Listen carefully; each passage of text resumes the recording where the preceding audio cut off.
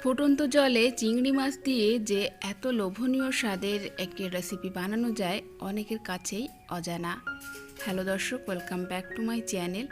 আজকের পর্বে শেয়ার করব চিংড়ি মাছ দিয়ে সম্পূর্ণ ইউনিক স্বাদের একটি রেসিপি। আশা করি রেসিপিটি সবার ভালো লাগবে। রেসিপিটি বানানোর জন্য আমি এখানে 1 কাপ পরিমাণ নিয়েছি চিংড়ি মাছ। চিংড়ি মাছগুলো মিডিয়াম সাইজের, আর এখানে চিংড়ি মাছের 2 সাইড এভাবে আমি কেটে ফেলে দিয়েছি। এখন চিংড়ি মাছের খোসাটাকেও খুব সুন্দর করে ছাড়িয়ে নিয়েছি।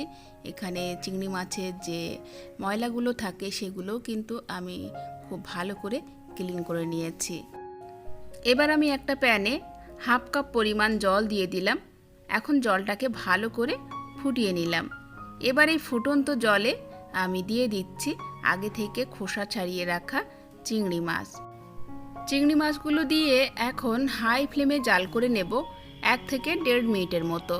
এই পর্যায়ে দিয়ে দিলাম কিছুটা কাঁচা লঙ্কা কুচি, আর সেই সাথে দিয়ে দিলাম স্বাদ মতো লবণ আর সামান্য একটু হলুদের গুঁড়ো। তো এখানে লবণ হলুদ দিয়ে এখন সব কিছু একসাথে ভালো করে একবার মিশিয়ে নিলাম। এবার জাল করে নিতে হবে হাই ফ্লেমে, এবং এই জলটাকে কিন্তু পুরোপুরি শুকিয়ে নিতে হবে। তো এখানে আমি চিংড়ি মাছটাকে হাই ফ্লেমে জাল করে নিলাম, আর এখন কিন্তু চিংড়ি মাছের যে জলটা সেটা পুরোপুরি শুকিয়ে গেছে। এই পর্যায়ে আমি চিংড়ি মাছগুলোকে তুলে নেব। তো এখানে চিংড়ি মাছগুলো একটা মিক্সিং বলে নিয়ে নিলাম, আর এখানে আমি নিয়েছি আবারও কিছুটা কাঁচা লঙ্কা কুচি আর পেঁয়াজ কুচি। পেঁয়াজগুলো কিন্তু আমি খুব মিহি করে কুচিয়ে নিয়েছি। এবার এই সিদ্ধ করা চিংড়ি মাছগুলোকে আমি হাত দিয়ে খুব ভালো করে মাখিয়ে নেব। এমনভাবে মাখিয়ে নিতে হবে যাতে চিংড়ি মাছের কোনো দানা ভাব না থাকে। চাইলে কিন্তু আপনারা শিলবাটাতেও বেটে নিতে পারেন, তবে হাত দিয়ে এভাবে মাখিয়ে নিলে এটা খেতে বেশি টেস্টি হবে। তো এখানে চিংড়ি মাছগুলোকে কিন্তু আমি খুব ভালো করে মাখিয়ে নিলাম।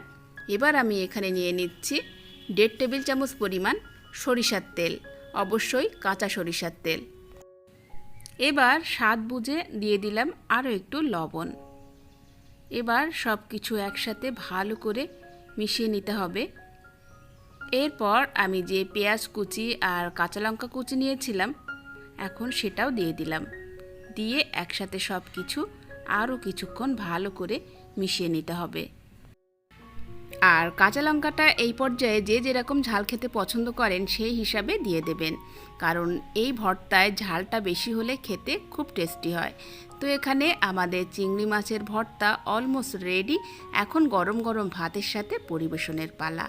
অসাধারণ লাগে খেতে। আপনারা বাড়িতে অবশ্যই একবার ট্রাই করবেন এবং আমাকে অবশ্যই কমেন্টস করে জানাবেন।